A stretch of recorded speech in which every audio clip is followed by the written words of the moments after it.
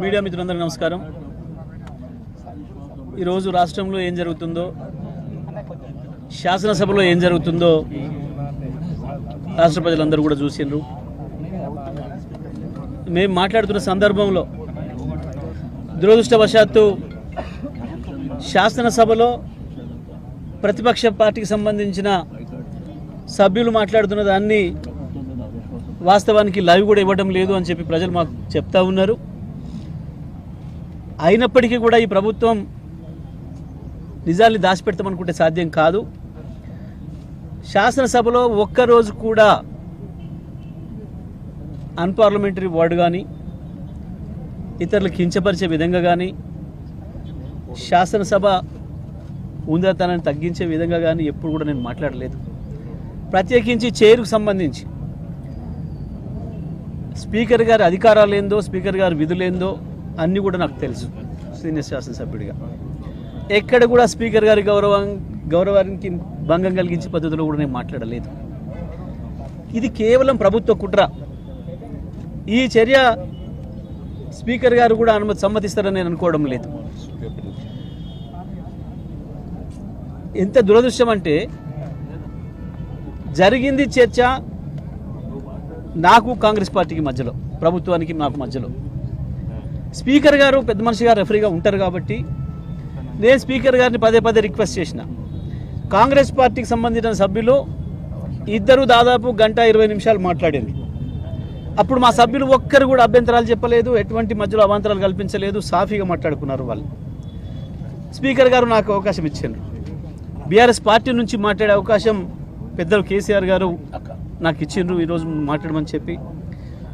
నేను దానికి సంబంధించి నిన్న రాత్రి కూడా అంతటి కూడా జిల్లాలో ఉన్న అందరు రైతులతో మాట్లాడి, ఇతర వర్గాలతో మాట్లాడి, అన్ని వర్గాల ప్రజలతో మాట్లాడి వాళ్ళ సమస్యలను ఎట్లా ప్రతిబింబించాలి, రాష్ట్రంలో ఎండిపోతున్న పొలాలకు సంబంధించి గత 10-15 రోజులుగా తిరుగుతున్న సంగతి కూడా అందరికీ తెలుసు. అక్కడ రైతులు వాళ్ళ బాధలు ఏం చెప్తున్నారో, వివిధ వర్గాల ప్రజలు ఎట్లా మోసపోయినామని చెప్తున్నారో వాటన్నిటినీ ఈ సందర్భంగా నేను శాసనసభలో మరొకసారి ప్రభుత్వం దృష్టి తీసుకొచ్చే ప్రయత్నం చేసిన. అందులో ఎక్కడ ఒక తప్పు మాట కానీ, పొరపాటు మాట కానీ, స్పీకర్ గారిని కించపరిచే మాట కానీ ఎక్కడ కూడా లేదు. ప్రభుత్వాన్ని నిలదీసే మాట ఉంది, ప్రభుత్వం బట్టలిపే మాట ఉంది, ఉండి తీరుతుంది. ప్రతిపక్షంగా మా బాధ్యత. ప్రజలు మాకంటే ఇంకెక్కువ ఆక్రోషంగా ఉన్నారు. ప్రజల భాషలో వింటే ఈ ముఖ్యమంత్రి కానీ, ఈ ప్రభుత్వంలో ఉండే మంత్రులు కానీ నిజంగా సోయిన వాళ్ళైతే ఆ పదవిలో 1 నిమిషం కూడా ఉండకూడదు. బహుశా ఈ ప్రపంచంలోనే ఏ పరిపాలకుడు వాడినటువంటి తిట్లు ప్రజలతో పడుతున్నారు. అయినా సిగ్గు లేకుండా దాంట్లో ఉంటున్నారు. ఇవాళ నా సస్పెన్షన్ అనేది పెద్ద ఇది నన్ను భయపెట్టించే అంశం కాదు. ఇంతకంటే ఎక్కువ దుర్మార్గాలను ఎదుర్కొని వచ్చినాం. చంద్రబాబులు, రాజశేఖర రెడ్డిల నియంతృత్వాలను ఎదుర్కొని వచ్చినాం. అన్నీ చూసి వచ్చిన వాళ్ళం. కేసీఆర్ నాయకత్వంలో రాడుదేలిన వాళ్ళం. ఇవి ఏమి మమ్మల్ని ఆపలేవు, మా గొంతు నొక్కలేవు. ఇంకా ఇంకా ఇంకా బలంగా మా గొంతును వినిపిస్తాం. ఒక్క శాసనసభలో ఆపినంత మాత్రాన ప్రజాక్షేత్రంలో మమ్మల్ని ఆపలేరు. కానీ ఇవాళ ఒక కారణం చూపించలేదు. మా శాసనసభ్యులు, మా సీనియర్ శాసనసభ్యులు అందరూ కూడా వెళ్ళి హరీష్ రావు గారు, కేటీఆర్ గారు, మిగతా మిత్రులందరూ కూడా, తలసాని గారు అయితే స్పష్టంగా సభలోనే అడిగినాడు, అరే మా సభ్యుడు ఎక్కడ అభ్యంతరం చెప్పిండు, మా సభ్యుడు ఎక్కడ అన్పార్లమెంటరీగా మాట్లాడిండు, మీరు అవతల వాళ్ళని కంట్రోల్ చేయండి అని చెప్పినారు. దురదృష్టవశాత్తు స్పీకర్ గారు వాళ్ళని అనలేక మమ్మల్ని అనే పరిస్థితికి వచ్చినాడు. నేను మాట్లాడడం ప్రారంభించగానే అవతల నుంచి కోతుల్లాగా గొంతులు ఇప్పి అరపడం మొదలుపెట్టినారు. నేను స్పీకర్ గారికి పదే పదే విజ్ఞప్తి చేసిన, స్పీకర్ గారు దయచేసి మీరు వాళ్ళని కంట్రోల్ చేయండి, నాకు మాట్లాడే అవకాశం ఇవ్వండి, మీకు అధికారం ఉంది, వాళ్ళని కూర్చోబెట్టండి అని చెప్పి నేను రిక్వెస్ట్ చేసిన. అదే సందర్భంలో నేను చెప్పిన, ఈ సభ వాళ్ళది కాదు, ఇది కాంగ్రెస్ పార్టీది కాదు, ఈ సభ అందరిది, ఈ సభలో అందరికీ సమాన హక్కులు ఉన్నాయి, ఈ సభ పెద్దగా మీకు ఆ బాధ్యత ఉంది, మీరు ఒక్క మమ్మల్ని మాత్రమే అనడానికి లేదు, అందరినీ కూడా కంట్రోల్ చేయాల్సిన అవసరం ఉంది, సభ నడపాల్సిన బాధ్యత మీకు ఉంది అనే విషయాన్ని గుర్తు చేసిన. ఆ ఒక్క రిక్వెస్ట్ చేసిన నేను. కానీ ఇక్కడ అనని మాటలు పట్టుకొని ఇక ఆ తర్వాత వరుసపెట్టి ఇంత నిస్సిగ్గుగా బీఆర్ఎస్ పార్టీ సభ్యులకు శాసనసభ ఆవరణలో మాట్లాడే అవకాశం రాకుండా ఒకరి తర్వాత ఒకరు 26 మందిని వాళ్ళ శాసనసభ్యులతో మాట్లాడించారు. ఏం మాట్లాడతారు? శాసనసభ స్పీకర్ స్థానం గురించి కదా మాట్లాడుతున్నది. దానికి కులము మతం ఉంటుందా? అయినా దళితుల గురించి మాట్లాడాల్సి వస్తే ఈ రాష్ట్రంలో ఎక్కడ ఏ శాసనసభ నియోజకవర్గ స్థానంలో ఎక్కడ ఏ మున్సిపాలిటీలో ఇచ్చినారో లేదో తెలియదు, కానీ నా దగ్గర సూర్యాపేటలో నా మున్సిపల్ చైర్మన్ జనరల్ మహిళా స్థానంలో ఒక ఎస్సీ మహిళా సోదరమణికి అవకాశం ఇచ్చి 5 సంవత్సరాలు విజయవంతంగా పూర్తి చేయించిన ఒక అద్భుతమైన పరిపాలన చేసి మంచి పేరు తెచ్చుకుంది.